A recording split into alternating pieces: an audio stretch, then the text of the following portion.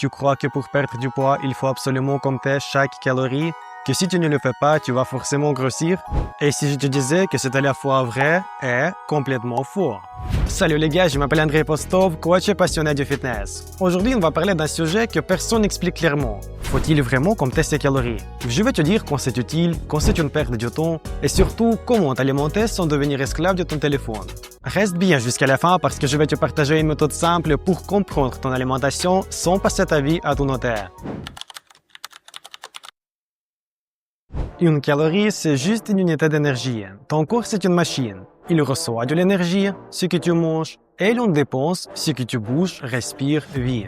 Si tu consommes plus de calories que tu en dépenses, tu prends du poids. Si tu en consommes moins, tu en perds. Simple? Oui, mais la réalité, c'est que ton corps n'est pas une calculatrice. Il ne réagit pas de la même manière à 2000 calories de fast-food et 2000 calories d'aliments sains. Parce que la qualité de ce que tu manges change tout.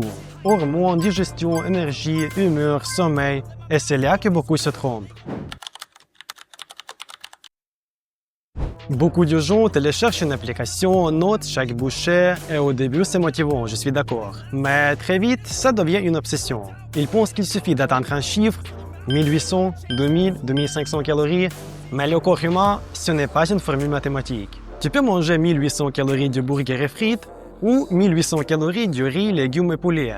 Le résultat sera complètement différent. La première option t'apportera inflammation, fringales et fatigue, et la seconde t'apportera énergie, satiété et meilleure composition corporelle. Donc, compter les calories sans comprendre la qualité de ce que tu manges, c'est comme regarder la vitesse de ta voiture sans voir la route. Deuxième piège, c'est vivre pour les chiffres. Il y a des gens qui savent combien de calories il y a dans un grain de riz, mais qui ne savent pas s'ils ont faim ou non. Ils mangent 1500 calories, mais dorment mal, ont la tête vide, aucune libido, aucune motivation. Et ils se disent, c'est normal, je coupe les calories. Mais non, ce n'est pas normal. Le corps, c'est une machine intelligente. Il te parle. Il te dit quand t'as faim, quand t'es fatigué, quand t'as besoin de récupérer. Et si tu ignores ces signaux juste pour respecter un chiffre, tu finis par détruire ta relation avec la nourriture. Et souvent, ça finit par un craquage massif, puis culpabilité. Donc le but, ce n'est pas de compter pour toujours. Le but, c'est de comprendre ton corps. Alors, faut-il compter ou pas? Oui, mais pas toute la vie. Si tu débutes, compter tes calories quelques semaines. C'est comme apprendre à conduire avec un GPS. Tu découvres combien tu manges vraiment, où tu fais des erreurs, et quelle portion te convient. Par exemple, beaucoup de gens me disent « Je ne comprends pas, je mange très peu et je grossis. » Puis on regarde ensemble et en réalité, ils sont à 3000 calories par jour sans s'en rendre compte.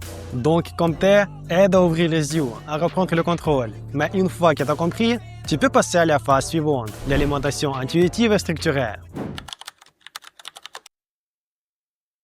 Si tu as déjà une bonne conscience de ton corps, si tu sais ce qu'est une portion de protéines, si tu manges à heure régulière et si tu connais tes besoins, tu n'as plus besoin de tout noter. Parce que le but, ce n'est pas d'être parfait. Le but, c'est d'être constant. Et la constance vient de la liberté, pas du stress. Personnellement, je préfère enseigner à mes clients comment choisir leurs aliments intelligemment plutôt que de leur dire combien de calories mettre dans leur bouche. Voici ce que je recommande. À chaque repas, la moitié de ton assiette doit contenir des légumes ou fibres, un quart des protéines, poulet, œufs, poisson, et un quart des féculents complets, riz, quinoa, pommes de terre. Essaie de manger lentement, bois de l'eau, pas de calories liquides, et surtout, écoute ton corps. Si tu manges équilibré, régulier et que tu bouges, ton corps fera naturellement l'ajustement. Donc, le vrai secret, ce n'est pas une app ou un chiffre. C'est ta motivation et ton écoute intérieure. Alors, faut-il compter les calories? Pas toujours. C'est inutile, pas une prison. Compte si tu veux apprendre, mais une fois que tu as compris ton corps, arrête, vis, mange, progresse. Parce qu'au final, personne ne devient en forme en comptant des chiffres. On le devient en construisant des habitudes fortes et durables. Et si tu veux apprendre comment structurer ton alimentation et ton entraînement, découvre mon programme complet avec explications simples, exemples concrets et plans de nutrition pour prendre du muscle ou sécher sans perdre de masse musculaire. Le lien tu trouveras en description.